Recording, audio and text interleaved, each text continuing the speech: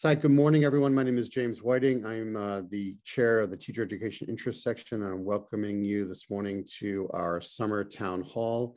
And the first thing we'll do this morning, this is being recorded, I should mention that right off the bat. So the first thing we'll do is we'll go around and the folks who are on the board of the interest section will introduce themselves, and I'll introduce the names of those who are not on the board who are not able to join us this morning. So as I said, my name is James Whiting. I'm at Plymouth State University in New Hampshire, and I'm the chair of the interest section. And my name is Heather Linville. I am the chair-elect of the interest section, and I am in La Crosse, Wisconsin at the University of Wisconsin-La Crosse. My name is Bridget Schwartz. I am based in Israel. I do teacher training at the in-service level, and I'm also the head of English for academic purposes at Afeka College of Engineering, Tel Aviv. And my role at the interest section is being newsletter editor, and I will hand it over to my partner in crime. I'm Kando Kudik. I'm an instructor at the University of Siegen in Germany on a teacher training program. And with us, joining us, authors who have written for us in this past newsletter. Scott, over to you. Oh, no, I wanted to just... not over to you. Sorry. Just to mention, there are several people who are on the board who are not here this morning, so I just want to mention them as well. Polina Vinogradova, who is our chair-elect, will come in as the chair in 24. Abdul Samad Humadayan, who is at Southern Illinois University, who is our community manager. And I should mention that Polina is at American University in Washington. And Michelle Benenges, who is the past chair, who is at Hamline University in Minneapolis, Minnesota. So they round out the team here, but not everyone is able to join us this morning. So now over to you, Kanduk, and to Scott. Thank you. Hi, I'm Scott. I'm speaking to you from Spain, where I'm based. I'm originally from New Zealand. I taught, until recently, I was teaching on the master's program at the New School in New York. And I have, as I was explaining to James, have taught a semester at the School of International Training in Brattleboro, Vermont. Our second author who is present today, Fran, would you like to introduce yourself? Hi, everybody. Thank you for inviting me. My name is Fran Sofa. I'm the head of the English department in Shannon College of Academic College of Education, which is in the north of Israel. And we have both an undergraduate and a postgraduate program in our department. And we train teachers, English teachers, which are in great need in Israel. Apologies from David Noonan, who's not been able to make it, and Stephen Feldman, a teacher candidate who's away on holidays at the moment, enjoying his well-deserved break. So let's begin. Welcome, everyone. And we'd like to start the discussion with something that's come out of the first article in the newsletter. The focus of this edition, this issue, was on teacher knowledge. How much should teachers know? What should teachers know? So let's pick up on the first thing. This is from David Noonan, who says there are too many newly minted graduate teachers entering the profession with an inadequate knowledge of language. And I'm going to just throw it out there at Scott. Scott, do you agree with this? I do and I don't. I mean, I think it's a tall order to ask newly minted graduate teachers to have the kind of knowledge of language that essentially is only acquired over the long haul. I think we all know as experienced teachers that we know a lot more now than we did when we started. And it's not a case of quantity of knowledge either. I think it's more about the quality of knowledge or the relevance of your knowledge in relation to your practical teaching. And I mean, if you think about, I like to illustrate language knowledge or knowledge about language as a series of kind of embedded circles. So you have the kind of knowledge about language that professional linguists have, which is, one hopes, enormous and based on years of study and research and corpus analysis, etc. And then within that, you have what we might call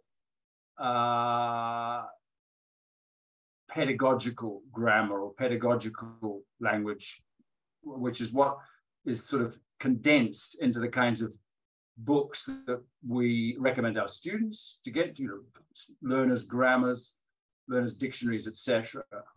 And then there's even a more reduced area of knowledge, which is probably that which is enshrined in the particular textbook we're using. So if we're teaching a particular level, we've got a textbook which will have a slice of that pedagogical grammar, if you like.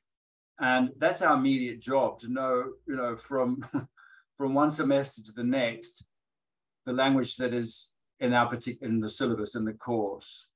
And I think that's about as much as you expect your newly mentored graduate teachers to be aware of.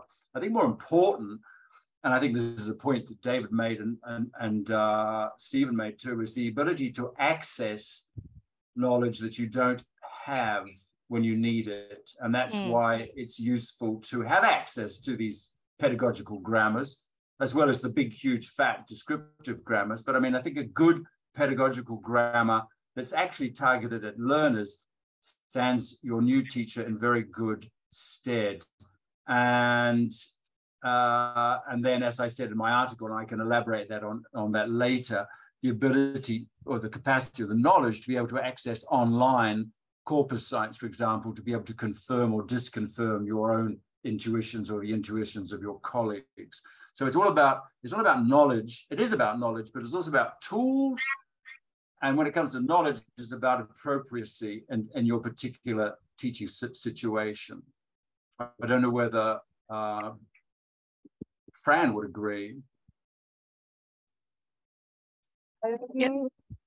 Sorry, would you like me to respond to that? Oh, yes, please, Fran.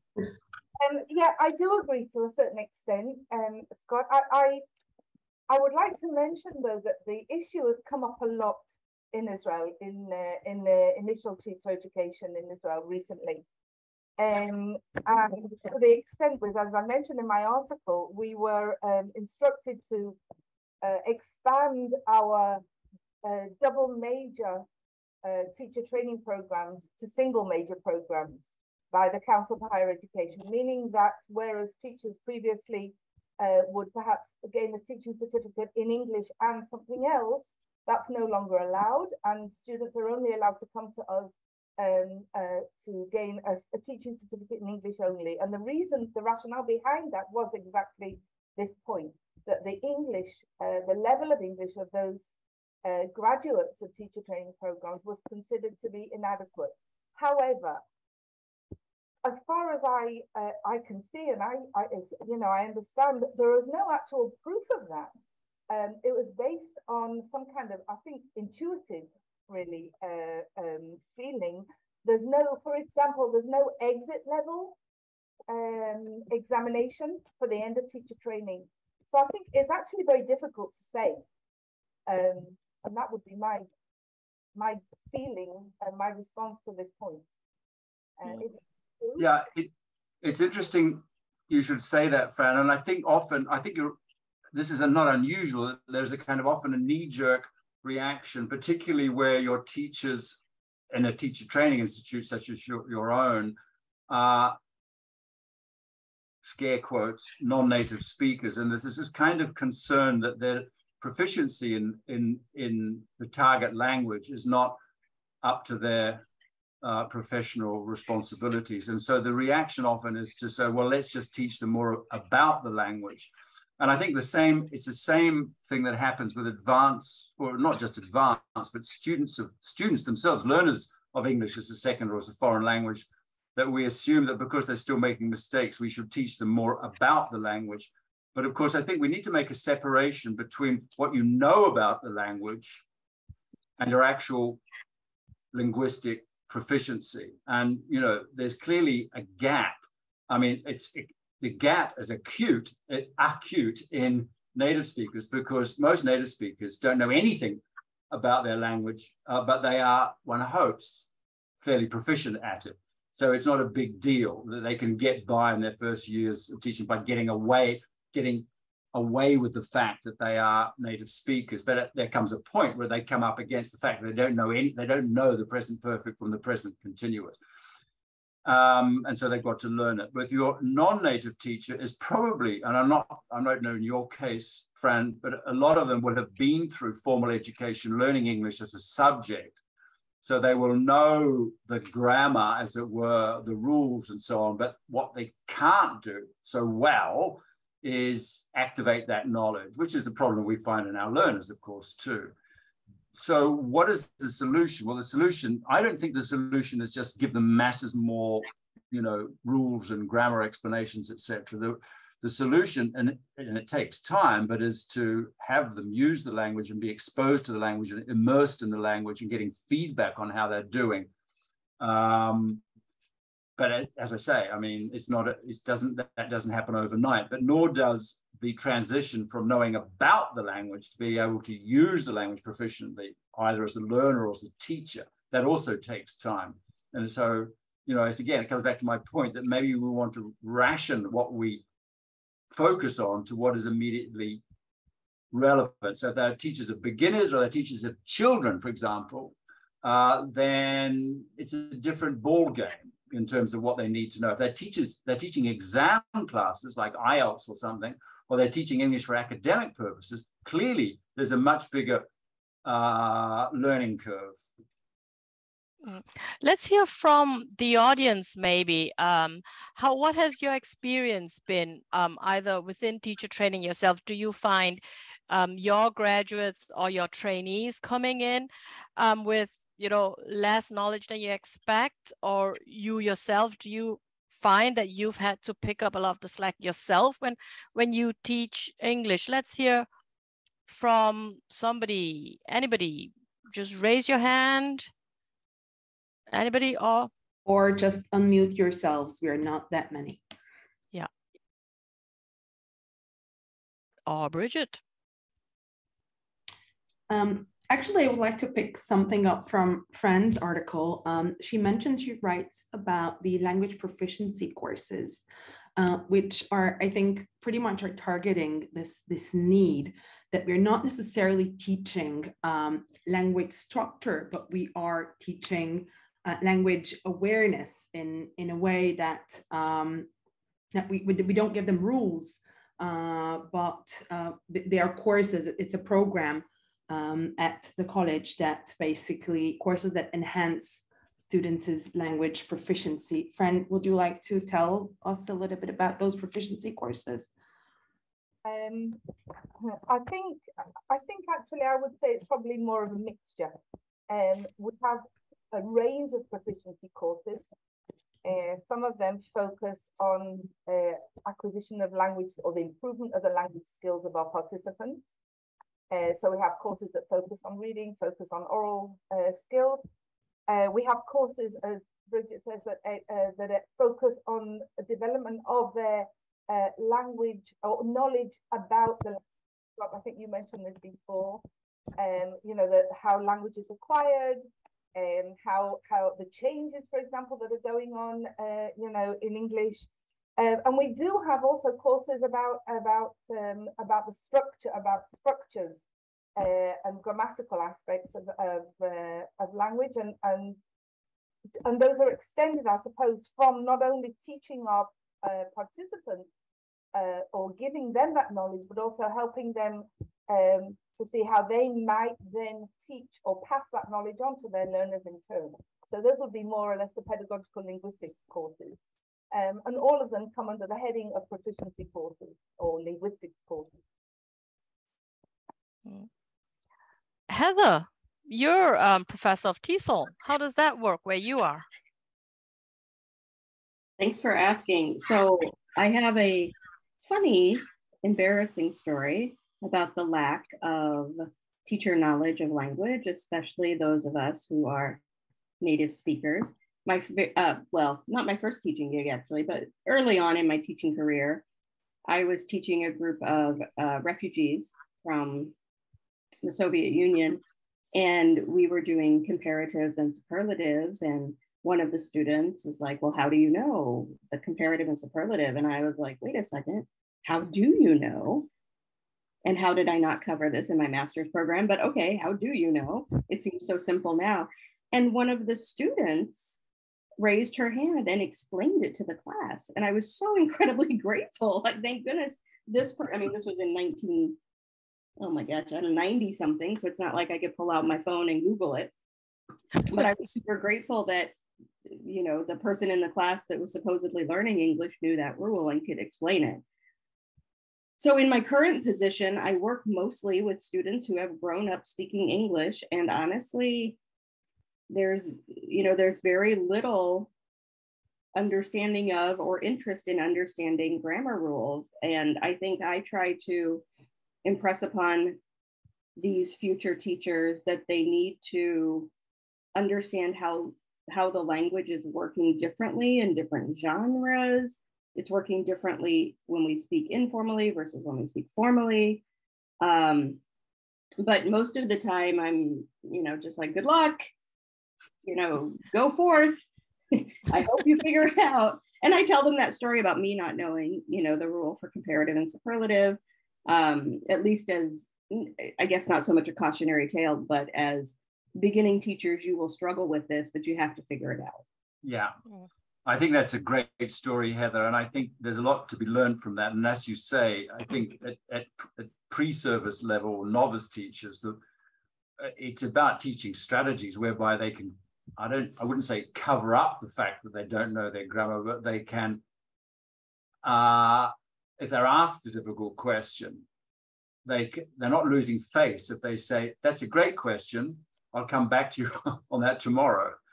And then they go away and do their homework, or throw it back to the class. That's a great question. I know the answer, but does anybody else know the answer? And hope that somebody else knows the difference between comparatives and superlatives. But we've all been in that position, and it's a matter of, okay, we don't want to lose face, but we're only human. It may be a case sometimes of just saying, listen, there's an awful lot of grammar in English, and I can't answer that right now, but I promise I'll get back to you. Or if you say, Heather, if you're in an online classroom, a wired up classroom, then of course you can, use a search engine to find. But that in itself requires a degree of expertise that maybe you don't want to, or the lack of which you don't want to show off in the classroom.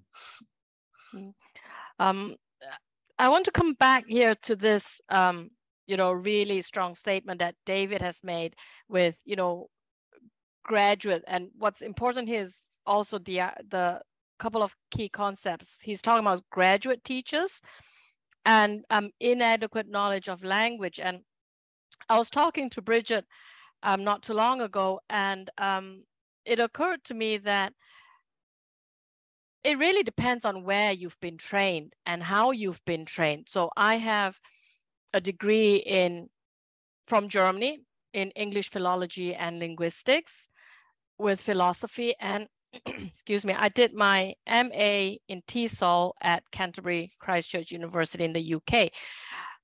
So when I was doing my first degree, I learned all the, technical knowledge of English, as you will, morphology.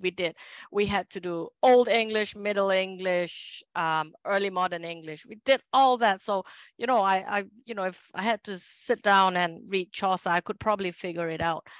When I went on to do my MA in TESOL, there were no modules on the structure of the English language. So I had modules on sociolinguistics, discourse analysis, qualitative and quantitative methods. And I'm sorry, but those are the only three that I remember. So of course, I would come out with an inadequate knowledge of the language itself. I knows all the other applied linguistics. But to plug the gap, I found that through my teaching, is something that Scott had mentioned in his article is you have to know where the resources are. So if you don't know the answer to something, you know, you have to know where you can go and look it up, right? So I just wanted to find out, do you agree with this, you know,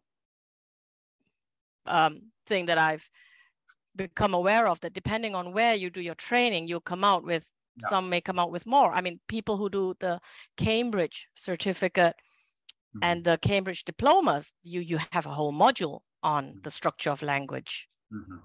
Yeah, I mean, that's a good point, Kanduk. And I remember when I was asked to design what we called the language analysis component of the master's program I was teaching at the New School in New York. You've got this job, so what are we going to put into the program? We've only got so many credits. In this case, it was 2 3-credit courses out of 30 credits. So we can't cover everything that there is in linguistics. So we won't even call it linguistics, or not even applied linguistics. We called it language analysis for teachers of English. So it's very, very specifically focused. And I mean, I think I was quite proud in the end of how the program worked, because because of my experience in courses like the CELTA or the Delta, I'd come with that idea that there's a subset of knowledge that is important, and the bigger picture people could, even at graduate level, you know, they can do a course in linguistics if they want, but this is not about linguistics. It doesn't mean to say that we neglect phonetics and semantics and stuff like that, but it's all within this idea. This is what you need if you're a teacher of English.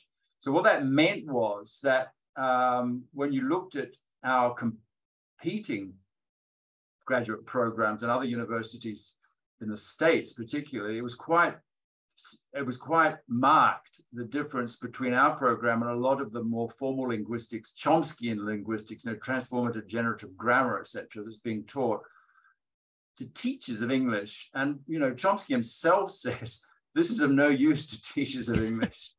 You're better off reading a novel than reading, you know, syntactic structures. So there does, I think you're right, it does depend very much on where you get your training, and you'll get a huge variety of different kinds of linguistics courses. But I think if the course is called linguistics, you need to kind of think, I'm not sure if this is for me, not yet, at least. If I'm just, you know, if I'm going to be a teacher, do I need to do a course in pure linguistics? Probably not. So that brings us nicely to something that's come out of your article, where you've posed a question, how much knowledge is sufficient? And I'd like to hear what our readers have to say. How much knowledge is sufficient? Dawn, are you there? Could you tell us what you think? How much knowledge, Dawn, is sufficient? That's a good question. Sorry, it's really late here. Yeah, I think that probably teacher education programs need to have a similar foundation, or just a base of knowledge. There needs to be some kind of minimum threshold of knowledge, I think, for us all to effectively be speaking the same professional language. But what is that minimal threshold, though? Let's see if somebody else has an idea. Oh, Dawn, go ahead, Dawn, continue. No, I think I don't have any particular thoughts on what might be the minimum. James? You're on mute. You know, I mean, it's like Scott was saying. I mean, you're the way you are when you come out, as opposed to the way you might be as a teacher of 10 years or something like that, is going to be very different, one would hope. In my own case, I took a grammar class when I was in graduate school and got my master's at TESOL. That did not really prepare me too well to teach grammar. It taught me, you know, how to diagram sentences and, you know, understand the parts of speech. But, you know, when it came time to actually teaching it, which was I had to do in my first job, I relied heavily. It was before the internet as well. Heather and I are similar age. And I got this Longman grammar book, and it was great. God, I really just, you know, worked the heck out of that book. And, you know, when I had to teach something, I looked at that book before I taught it, and figured out what it was, you know, because I certainly didn't know it. Probably like a lot of native speakers, as Scott said, I didn't know, you know, a heck of a lot about English grammar. even after taking that graduate class. So in my own students, I mean, my students are very similar to Heather's students. You know, they're native speakers and their knowledge of English grammar is nil, or very, very limited, but they can do it. Is it the skill that, you know, I want them to have the most out of all their skills when they graduate? It's one of them. But I like the idea about how they can actually teach it. Scott's point is very good. You know, the idea that how to teach that as opposed to what you can actually know about it, you know, is really the key feature there. So teaching English grammar, you know, being able to understand what it means. And there are great books out there right now for that. You know, this is it's a very much different world than when I got my graduate degree 30 plus years ago. So the idea that distinction between knowledge and being able to apply that knowledge in a classroom effectively with English learners of different types, and also understanding that, you know, learners obviously in different contexts are going to have different kinds of needs. It's funny what you said there, James, when you talked about teaching and teaching grammar, because in Scott's article, you know, Scott, you also did question, you know, are we actually teaching language or teaching communication, right? And when you talk to people and you say, oh, I'm an English teacher, when I do that, people go, oh yeah, I hated grammar when I was in school. It's the first thing that comes to mind, and people kind of forget that it's not. And I see you nodding, friend. I mean, when we teach, you know, you go in as an English teacher, it's not all about grammar. I mean, grammar isn't the be all and end all. To that. Fran, you were nodding vigorously. Could you add to that? The exact thought was running through my mind as James was speaking as well. And what we have done recently, we've started using the CEFR framework for assessing learner knowledge. When we have an entrance exam for our students when they come into the college, whereby we expect them to be B1/B2 level, okay, which in itself is not, you know, terribly high when they enter. And we aim for them to be, you know, at least A1, hopefully even A2 by the time they leave. But again, there is no formal exit exam, so we don't actually really know. And I think this is true nationwide in the teacher training colleges across Israel. I do agree that knowledge is obviously it's cumulative and it's something that we build on, you know, as we develop our career. And I actually wanted also to relate an anecdotal point. I think Scott, it was you that mentioned before about you know, as native English speakers, you know, what do we really know about English? And when I grew up in England, I was educated in England and I learned French. And the only reason I knew, you know, what the present progressive and present simple tenses were when I came to teach them was because I'd learned them in French.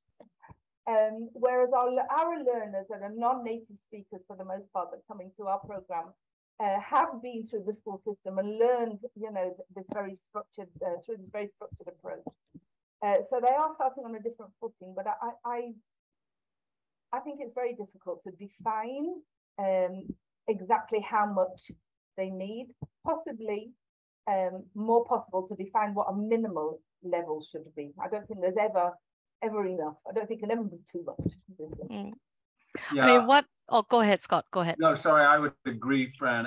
And I love the fact that you mentioned the Common European Framework, because that's a different way of looking at language, but it's a viewpoint that is much more teacher friendly and teacher useful. We can see language described in terms of its competencies, etc. What you do with language, not what language is. And I think I love the fact that you integrated that into your program, because I think that is a way of kind of, as you say, raising awareness about the fact that there's more to language than the grammar.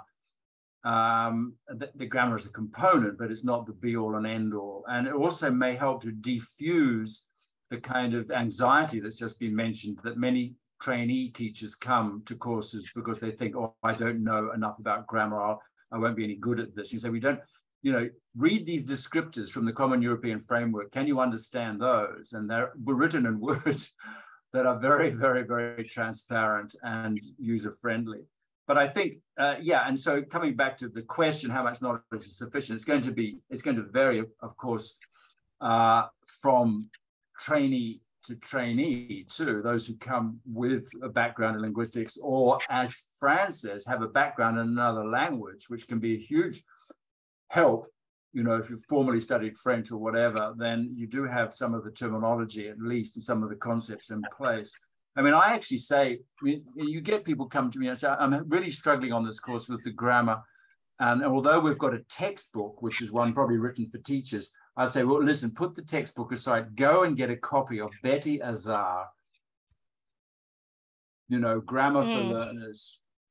You don't have to tell anybody that you're working from it, but this will give you all the information you need to kind of bootstrap you to the point where you can start, then you might be able to graduate to the actual textbook. And I think the point that Dawn made, I think, is a good one, that there is a minimal level, I guess, which is the level which you need to be able to understand the materials that you're using, or the syllabuses that you're using, or the exam descriptors that you're using. So that it's like any kind of terminology in a profession, you do need to have that basic jargon, if you like, and which is the kind of pejorative way of describing, but it's the terminology that is part of your professional expertise and your professional responsibility. So I mean, one hopes, and this is always my belief really, that if you have entered this profession, whatever your original motivation is, you must have some residual interest in language. Whether it's because you want to learn languages, because you've learned languages, because you want to travel to places where people speak different languages, or whether you've just got this compulsive need to teach English. And what we need to do, I think, on teacher training courses is foster that initial interest in language and not kill it by turning it into this, oh my God, I've got to learn all this stuff in this book kind of thing. So it's really, it's all about keeping that initial curiosity alive. An interest in language, and related to that, an interest in how people learn languages. And as long as we can keep that little flame flickering, hopefully the learners, the trainees over time will become more and more resourceful, but they must have that basic curiosity about language. And that's something that we can instill, I think, on our teacher training courses, make language sound really interesting. Yep. I like what you said there about not killing interest, and it reminds me of our compulsory grammar course that our first semester teacher trainees have to take. And every semester I sit there, I write the exam, I mark the exam, and it occurs to me that all these questions in this 90-minute exam that I ask the students, they sit in an exam hall and they have to have all the answers at their fingertips. Whereas for me, myself, when I'm creating my presentation or doing whatever, I have 3-4 books. Why am I expecting my students, my trainees, fresh 19, 20-year-olds to know all this knowledge at the tips, at their fingertips, when I, a teacher of 20 years, have the luxury of referring back to my reference books. So, exactly. Of course, something like that, kills their interest. Bridget. Sorry, no, go on. I'm talking too much, Bridget. I would like to raise another point that also came up from our discussions with Kanduk while we prepared this. Up till now, we were talking about the background the student is coming with and what's their knowledge at the finishing point. And I would like to take us forward. How much of this knowledge are they actually going to need, depending on the level that they're going to teach at? If they teach EFL at an elementary school, they'll probably need present simple, past simple, present continuous, and pretty much that's it. So do they really need to know? Of course they do. They are going to be English language teaching professionals, but should we make some kind of differentiation based on where will these teachers be based and where will they be actually practicing the profession? And I think Paulina has an answer to that because she raised her hand. Hi, I just have some thoughts on this.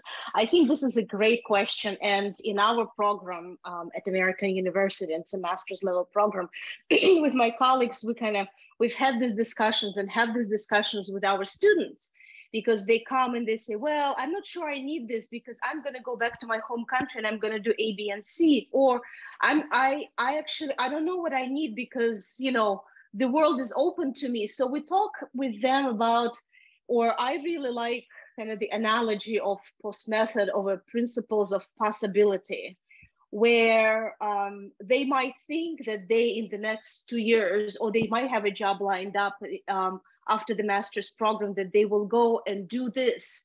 And they might have a clear idea of what they might need and what they might not need. But I also want my students to kind of have this openness and be prepared to tackle and to engage in various types of teaching, in various types of settings, to kind of broaden their horizons and for them to be really comfortable with different types of students, different types of classrooms, and also different types of settings, right? In some settings, they will be in a very curriculum structured environment where they're not going to have much flexibility of doing things, but they might also end up in a setting where, and I've seen this in my students, where it's like, oh, you have a master's in TESOL, well, do whatever you want, almost, so that they're not getting lost in an unstructured environment and they have some type of system or approach for themselves that they can kind of capitalize on and use as a starting point. So from my perspective, I'd like to keep things kind of open. I tell them, well, right now you think that that's what you don't need and that's what you need, but we don't really know. And I think we've seen also during the pandemic how our profession can take various turns, how certain type of online teaching can become extremely urgent and necessary. And it seems to me students, and I think it's particularly thinking about students with graduate degrees, kind of with undergraduate degrees, there are slightly might be other nuances, that they are prepared to take on different situations, that they have this flexibility. And you all talked about resources. And I think that's another extremely important aspect, that they know where the resources are, where they can go, where they can read. Also that they know that they very often don't need to completely reinvent the wheel, that there is work that has been done and they can look and see what people have done and how people have approached different situations. So that's at least my philosophy at the moment as a kind of program director and a teacher educator. Yeah, that's fantastic, Pauline. I love, the flexible approach, an adaptive one. I think coming back to my point about, you know, keeping the level of curiosity in language at a high level, I think related to your point about flexibility is to warn against complacency, because I think there comes a point, I've seen it and I've had it myself, that you think, oh, well, now I know everything there is to say. And even that short list that Bridget just gave, I know the press, I know all the rules, I know it backwards, I don't have to look it up, until somebody throws a curly one at you. Was that a curved ball? I think a curved ball, yeah. Where they say, but how do you account for, I mean, famously the McDonald's slogan, I'm loving it. And you suddenly, all your rules and your firm beliefs and what you've been trotting out confidently for ages are suddenly thrown into disarray. And I think this is where we do need to keep being curious, and also to recognize that language is constantly changing, and over different regions, it's constantly different. And we need to be aware of that and not get into this mindset, which is that there is a finite body of knowledge which never changes, and that there are rules which explain it. So again, coming back to this question about flexibility, we need to be flexible in our own personal approach to language. Yeah. We'll move on to what a graduate student who contributed to the newsletter said. So a teacher candidate who's currently in a teacher education program, and this is his experience. He's got all these, formal linguistic modules. He's, done syntax trees and morphology and world Englishes. And he says that his fear is that teachers will increasingly become a sort of dumpster for useless knowledge that they will never need in their life. as teachers. Looking back on that, I was telling you about my MA in TESOL, and I had a module on sociolinguistics. We did Pidgins and Creoles. No, that wasn't even Pidgins and Creoles, not even my MA. I did that in my first degree, Pidgins and Creoles. And the only time I used this information in recent memory was when I was teaching my students the cause effect essay. So how do Pidgins languages come about, and how do they go, you know, if I didn't have that knowledge about Pidgins and Creoles, I wouldn't have been able to, you know, teach a lesson on the cause effect essay for students of English, because I would have to think about like how do, you know, causes of global warming, which, you know, you read so much about it today. But other than that, actual knowledge, no, I've never actually need to use it. I'd like to hear from people. Is there anything that you've learned as a teacher trainee, which you now looking back think, well, that's kind of useless and I've not been able to use it? Let's see, Mansoor, could you share with us? Just unmute yourself if you can, or anybody else. Jim, don't be shy.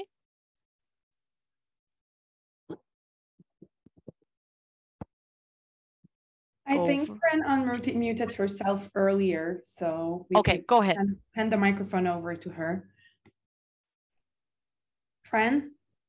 Sorry, I didn't hear. Very interesting point. And something I think, without wanting to sound, you know,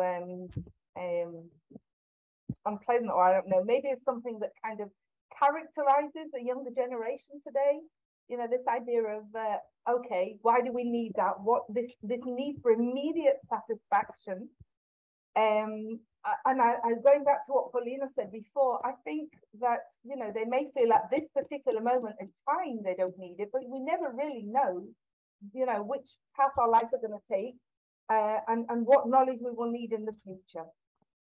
I just wanted to mention another point though. I really feel that as teachers, we should be modeling in a way this desire, this need, or this, you know, this passion for learning, and encouraging our learners to want to learn for the sake of learning. And I would hope that our trainee teachers would be able to do that to their own learners in turn. And basically this idea that, you know, whatever we learn is never wasted, is never a waste of time. You know, I think it's just a really important value that we need to be conveying to our learners, and then to convey to their learners in turn. I think times have changed though, Fran, really. When I was at university here in Germany, one of my lecturers, he was obsessed with this knowledge for the sake of knowledge's sake, learning for the sake of knowledge's sake. And there's a German word called Mitternachtswissen, which translated to English as midnight knowledge. We all used to giggle all the time after our classes with him, because whatever he taught, we went away and said, oh, that's midnight knowledge. It's the kind of thing that, you know, you wake up at midnight and go, I know that there are 436 combinations of tense and modal verbs in if clauses. I told my students that because I read that in one of Diane Larson Freeman's book, and my students just looked at me like, this lady is just weird. And Mansoor has put something in the chat. So trainings are really useful, provided that the ELTs implement what they have learned to hone their student skills. Yes, definitely. I think that's something a lot of my students feel. And Fran, it's like what you said, that immediate use for the knowledge that they've received. Scott. Well, I was just going to add to that comment of Mansour's, that, and also to Fran's, really, that there is a danger, and this comes back to this thing about the dumpster. There's a danger in, I wouldn't say too much knowledge, but as one writer I quote often, Tony Wright, who extensively about language awareness. She said one of the dangers of, or risks of language awareness is the desire of the teacher to show it off. And, you know, I've learned all about the present perfect continuous, so I'm going to tell you all about it.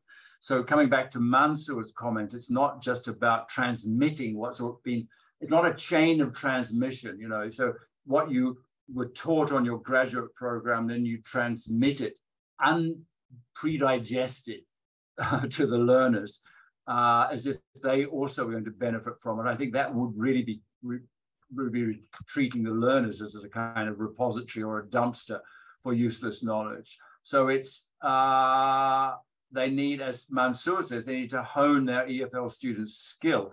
And it's about skill rather than knowledge. And, you know, that is the key distinction I think we need to make. And I think it's a distinction that's relevant to trainee teachers too. It's the skills of language awareness that you need, not necessarily the knowledge, because the knowledge is, it's, I wouldn't say it's infinite, but it's enormous. And as Fran says, there's no way that you can predict where you might end up. So, you know, how much of that knowledge can you usefully take on board, and how much of that knowledge will you remember when you need it? But if you have the skills, all these kinds of things we're talking about, the strategies to deal with difficult questions, the curiosity in researching language, the skills to be able to use an online corpus, the textbooks that Jim mentioned that have been so useful to us in our early years, knowing where to look, knowing to ask the right questions to your colleagues, having colleagues who will put up with your questions. These are lifelong skills that will stand you, I think, in better stead than knowing the, you know, the whole of a applied linguist's grammar of English. So let's just see what talk about what we as teacher educators can do or should aspire to do. This is from Fran's article, Fran, where you say making links between courses that focus on knowledge of and about language to teaching practices is really more challenging. Could you maybe elaborate on that for us, Fran? I mean, we're very privileged to have you here with us. Yeah, I think what preceded this, I've got the article in front of me, but if I remember correctly, what preceded this was that obviously those elements of, you know, focusing on the knowledge of and about language, you know, lend themselves much more to the courses that are relevant in terms of linguistics or proficiency courses. But when it comes to our education courses, you know, I think that there is a tendency to spend far less time, just by the nature of things, on improving our learners or our future teachers' knowledge of language. Interestingly, I did a little bit of research a few years ago about, it was looking at teacher educators' identity. And one of the things that came out of that was that if we see as a major purpose of our courses across the board, I'm talking about, you know, education courses, proficiency, literature courses, whatever, of improving or helping our learners to improve their own language, we don't really spend enough time doing focused language instruction in the courses that relate to educational aspects, particularly focused vocabulary instruction. Grammar was less mentioned. It was much more about vocabulary. And perhaps that's something that we could be doing actually more in our education courses, actually having explicit teaching of vocabulary, rather than kind of leaving it to, you know, incidental acquisition of vocabulary during the run of things. So it doesn't really happen enough. And we hear from our teacher educators who teach the education courses, including myself, you know, we have so many other things that we want to cover in a very short space of time that we don't necessarily have time to stop and do focused vocabulary instruction. Yeah. James, you're nodding, something resonating with you there. You're still mute.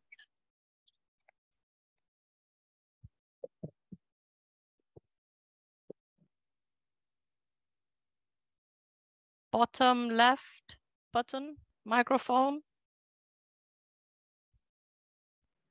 I had the self view off, so I couldn't find the I couldn't find the unmute button. God, Zoom is, Zoom is going to be the death of me yet. No, I mean the idea of vocabulary. I mean, how do we teach vocabulary? That's such a great point. Without words, you've got nothing. And how do you and students? That's really resonates with students. We talk a lot about the grammar, but the semantics is so important. And I struggle with that myself. So I'm wondering, how do we do that? And it's such a linchpin. I think about the idea of how we actually teach vocabulary. That's why I was nodding. So for me, it's an important question as well. So, Mm-hmm. And I don't know if I have an answer to that necessarily, but I think it's something that it does get kind of shunted to the side. I think it's much easier, and there's so many more books out there about how to teach grammar and the syntax, and not necessarily how to improve or how to grow students' vocabulary. So I'm sure there are, but I'm just thinking that it's not as much of a focus as the actual syntactical aspects of the language. I think going back to grammar is just a thing of convenience, isn't it? It's like what you said, James. There's just so many books about grammar, and when people think vocabulary, if you think vocabulary in linguistics, people think then morphology and word formation. Like what we've been talking about in the last 50 minutes, you talk about teaching language, it's automatically associated with teaching grammar. We have here something from Laura who says, so aside from what we've been talking about, for her, the issue is more staying current in theory and practice. And, and everything, she did her MA in the mid-1980s, and everything she's learned, I think about reading, changed several times. And I think that's it as well, not just about reading, but everything else related to, knowledge of language. So, I mean, our knowledge of language hasn't changed, but we've moved from the old grammar translation method, which was very much based on Latin, with conjugations. I remember when I studied or learned German as a foreign language in secondary school, it was all about conjugation tables, and now you see we're moving away from formal grammars where you have these self-study grammars where you have, the rules on one side of the page and the exercises on the other. And there's a greater awareness that language is dynamic, language changes, language isn't only grammar. I was reading your book, Scott, the one Uncovering Grammar, and in the beginning where you've, highlighted bits of language that are still language, that conversation, person A says coffee, the other person says please, and, first person goes back and says 2 sugars, other person says yes. So there's no grammar in the formal sense, and yet it is still a conversation. Exactly. And this comes back, that's a very good point, Laura. And I think sort of arching back to what James was saying about vocabulary, one of the things that's changed radically in my professional career is the refocusing on, not just the refocusing on vocabulary, but the joining up of the gap between vocabulary and grammar. So that's in a sense indissoluble. You can't really separate the two, and then maybe adding to that discourse, genre, whatever, because it becomes a kind of a holistic thing where all three are intertwined. You can't separate grammar from discourse, and you can't separate grammar from vocabulary. And I think that's something that, as Laura says, if you come from a generation where you were trained formally in the 1980s, there's an awful lot of catching up to do. But it's kind of exciting, I think, and it's also, we have many more tools now than we used to have. I keep coming back to this thing about corpus linguistics, but it really has changed the way that we can learn instantly what people actually do say as opposed to what they should say.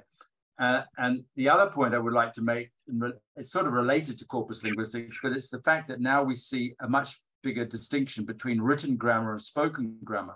So that example you quoted, can duk of, coffee, 2 sugars, 1. So that it wouldn't be acceptable unless it was part of a play, as if it were written text, because it lacks all the features of what we prescribe as being well-formed sentences, no verbs, no subjects, no etc. But there is a huge difference between spoken grammar and written grammar, although again, electronic media are again sort of blurring that distinction.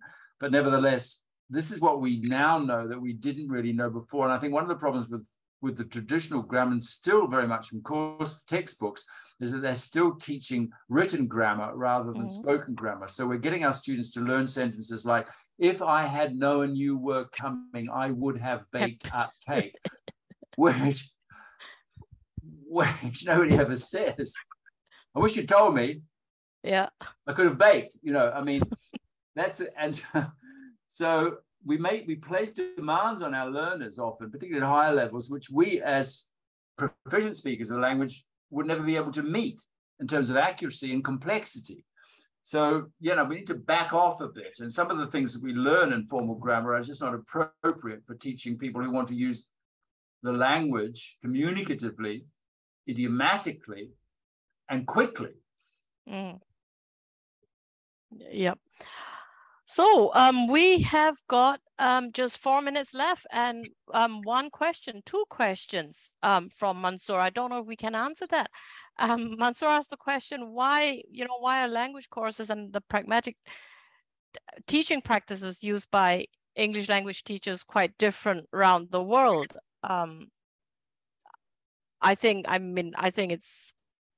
I have found in my work with Bridget, I found that we've got some similarities in the systems that we teach in, but definitely I think, and maybe somebody else here in the group can share what they feel about this. I think it's all based to local needs, local needs, local settings. So where the teacher's going to teach and the backgrounds that the teachers come from. Somebody told me a couple of months ago, he's based in Spain and he'd done the Cambridge certificate, and he'd worked with people from Africa who were doing the Cambridge certificate, and he said that he'd been told time and again, you're teaching us all these things, but they're not suitable for me when I go back to teach. So I think it's a lot to do with local context, local culture.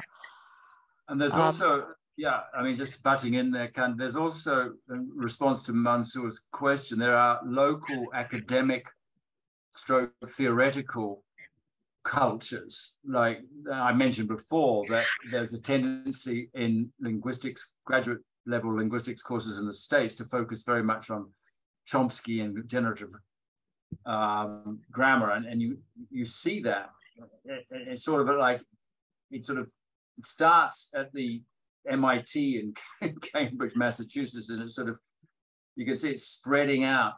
Whereas in a country like Australia, there's a completely different focus, which is more on Michael Halliday's systemic functional linguistics, totally different. Now, both of those are very theoretical, descriptions of language from totally different viewpoints, and not necessarily either of them that applicable to teachers in real classrooms. So I think we've also got to be aware that there are, as I say, cultural contexts which will determine, in a kind of trickle down way, what grammar is taught on these different kinds of programs. I'm not saying it's a bad thing, it's probably inevitable, but I think we need to be aware that there may be a local educational context which is skewing a little bit the kind of education we're getting into language awareness.